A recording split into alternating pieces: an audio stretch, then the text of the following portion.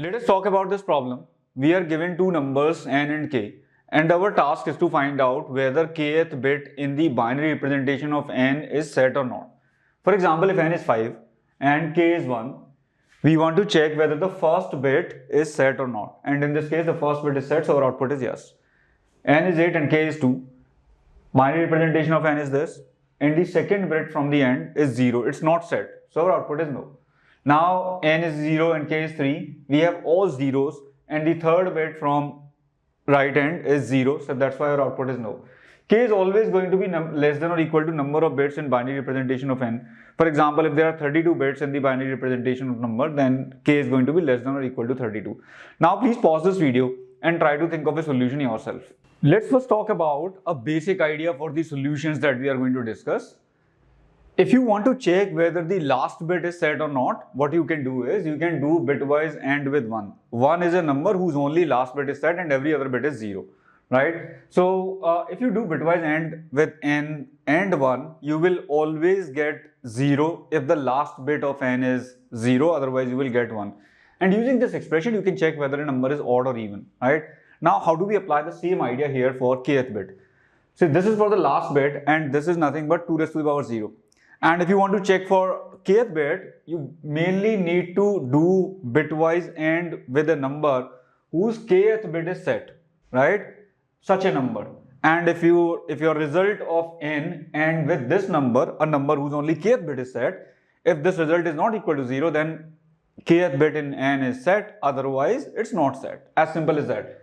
So basically we need to find out a number whose kth bit is set, and then we need to do bitwise AND of this number with n, and we need to check the result value. If it is not 0, we say yes, otherwise we say no. Now how do we find out such a number? Please pause this video for a moment and think of an expression. See, such a number is nothing but 2 raised to the power k minus 1, right? If k is 3, then this number is going to be 4. 3 minus 1, 2, 2 raised to the power 2, 4, right? So if you check the binary expression of 4, binary representation of 4 is going to be all zeros and 1, 0, 0, right? The third bit is set. Now if k is 4, then it's going to be 8, which means the fourth bit is set. If the binary representation of 8, if you consider, the fourth bit is set, right? This bit is set and all the other bits are 0 after that, right? And even before bits are 0, right? So for 4, you can just compute again the same expression. Now please pause this video and with this idea, try to implement the solution yourself. Let's first talk about a naive solution. So what we are doing here, we are running a loop here to compute 2 raised to the power k minus 1. We have initialized x as 1 and then we are multiplying it with 2k minus 1 times. So finally x is going to contain the value 2 raised to the power k minus 1.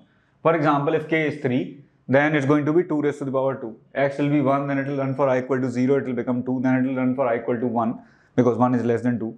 So x will become 4. Then it will not run for 2. So it will run for I equal to 0 and 1. So it will have value 4, which is 2 raised to the power k minus 1 for k equal to 3. After we compute 2 raised to the power k minus 1, after this loop, what we are doing, we are simply doing bitwise AND of n and x, right? And bitwise AND of n and x is going to be a non-zero value if n's kth bit is set, otherwise it's going to be a 0 value.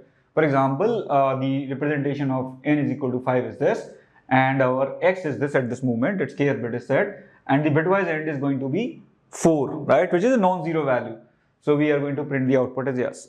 Now the time complexity of the solution is theta of k, where k is our input number. We can do it in better time complexity. We don't need to run a loop. We can use some bitwise operator. Please pause this video and think of the bitwise operators that you can use. Before we talk about efficient solutions, let me quickly talk about one more naive solution. See, what we do in this naive solution is we divide n by 2 raised to the power k minus 1. For example, if n is 5 and k is 3, if you divide n with 2 raised to the power 2, right, k minus 1, which means 2 raised to the power 2. So what you will get the output as 1. Since this value is 1, and if you do bitwise AND of this 1 is 1 with 1, you are going to get the output as yes. See what happens when you divide by 2.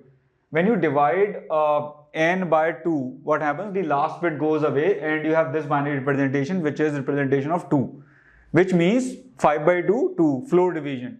Now if you divide 2 again by 2, this last bit will again go away and you will have 1, right? So what we are doing mainly is we are moving the kth bit one by one to the toward the last position, and after we do all the divisions, after we divide this by this, our kth bit in n moves to the last position. So that's what we are doing. We are dividing n by 2 one by one, and we are doing it k minus 1 times. Effectively, we are dividing n with 2 raised to the power k minus 1 and computing the floor value. Now, if the kth bit is set, it will be the last bit, and the last bit will be set. If kth bit is not set, it will again be the last bit, and it will be 0. So we just need to check the last bit, whether n is even or odd now. If n is odd, then our output is yes, otherwise no. So we have seen two naive solutions. Now think of two different efficient solutions based on these two naive solutions. Let's now talk about efficient method 1. And many of you must have guessed it. We are going to use left shift operator in method 1 and right shift operator in method 2. As we've discussed in these operators, left shift operator is equivalent to power. So instead of running a loop to compute 2 raised to the power k minus 1, I have simply used left shift operator and gives us 2 raised to the power k minus 1 in variable x. Now what we do, we have the same logic as the naive method 1. We are simply going to compute n bitwise end of x, and if this expression is not 0, we print yes. So if n is 5 and k is 3, x becomes 4. How do we get 4? Say we started with 1, which means the last set bit, and when we left shifted 2 times, what will happen? The bit 1 will move 2 positions ahead. So it goes from here to here, right? And this is the bit we want to check. So we do a bitwise AND of these two, and we get the value non-zero, which is value 4. And since this is non-zero, we print the output as yes. So now you can definitely write method 2. Please write method 2 yourself. Here is method 2 implementation. To compute n raised to the n divided by 2 raised to the power k minus 1, I have simply used the right shift operator, right? So what we do, we shift bits of n one by one, k minus 1 times, right? So what happens after this operation, the kth bit comes to the last position, whatever it is. If it is 1, then 1 will be last bit. If it is 0, then 0 will be the last bit.